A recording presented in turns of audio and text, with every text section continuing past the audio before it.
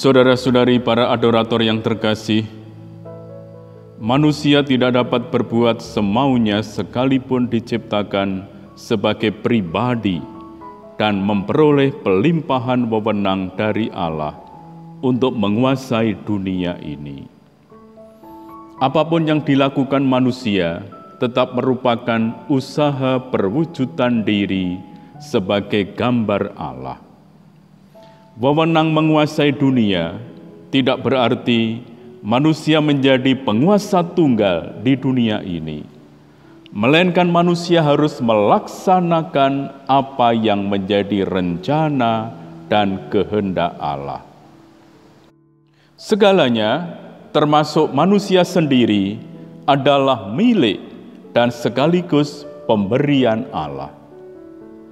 Maka, kebaikan apapun yang dilakukan manusia berarti meneruskan kebaikan Allah, meskipun tidak menambah kemuliaan Allah, tetapi berguna bagi keselamatan manusia sendiri. Tugas manusia sebagai pribadi ialah mengembangkan semua milik Allah, terutama dirinya sendiri, sebagai ucapan syukur dan memuliakan Allah, dan karenanya akan menyelamatkan.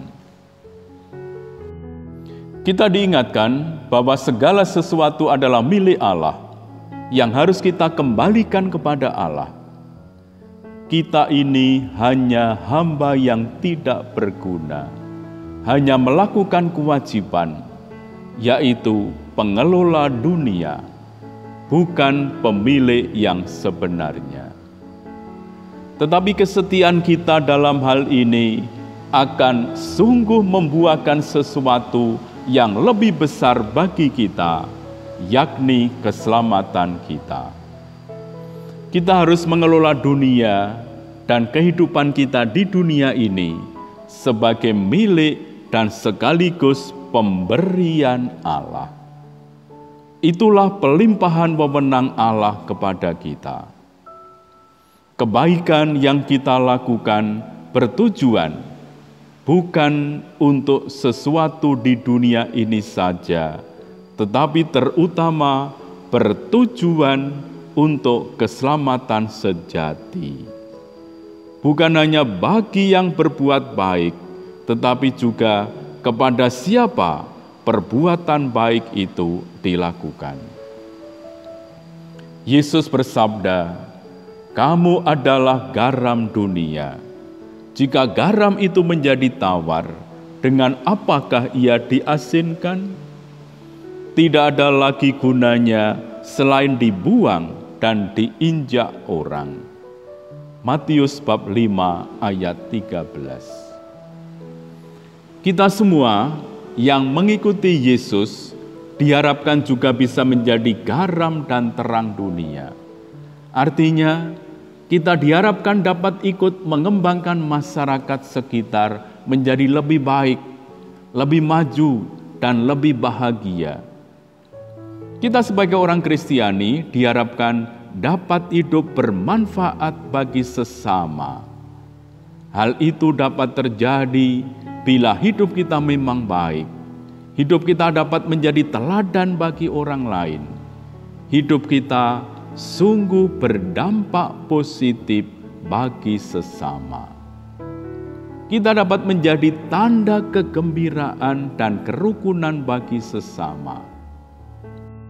Kalau kita sendiri memang bersemangat rukun dan gembira, kita dapat menjadi garam dan terang dengan melakukan tugas kita secara profesional dan bersemangatkan kasih. Nah, itulah artinya mencintai Allah dengan segala kekuatan dan kemampuan, melakukan kebaikan demi kemuliaan Allah. Akan tetapi, di dunia yang berada dalam bayang-bayang dosa ini, perbuatan baik dapat menimbulkan iri dan dengki. Bahkan tidak mustahil bahwa bukan hanya kebaikan Allah yang tidak dilihat, tetapi juga bisa mendatangkan fitnah. Karena itu, kebaikan dapat terasa pahit. Itulah sebabnya Rasul Paulus mengingatkan bahwa setiap perbuatan baik yang kita lakukan, yang menggambarkan kebaikan Allah, dapat saja dirasa pahit dan menyakitkan. Hal itu pula terjadi pada Kristus. Cinta dan kebaikan Allah yang melampaui pemikiran manusia karena menyelamatkan manusia, justru nyata dalam penderitaan dan kematian Kristus di salib. Dalam mengalami hal seperti itu, kita harus ingat bahwa tugas kita ialah mewartakan Kristus yang tersalib.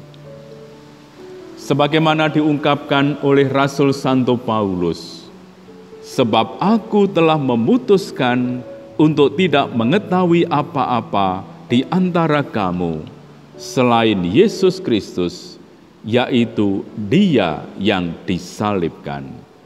1 Korintus bab 1 ayat 22 sampai dengan 24. Jadi, berbuat baik itu seharusnya dilakukan dengan maksud mendahulukan mencari kerajaan surga, dan bukan untuk popularitas atau nama baiknya sendiri, tetapi bagi sesama dan demi keselamatan sejati. Apa yang disampaikan Kristus itu sebenarnya telah dinubuatkan oleh Nabi Yesaya dengan kata-kata yang sangat indah. Kebenaran menjadi barisan depanmu dan kemuliaan Tuhan barisan belakangmu.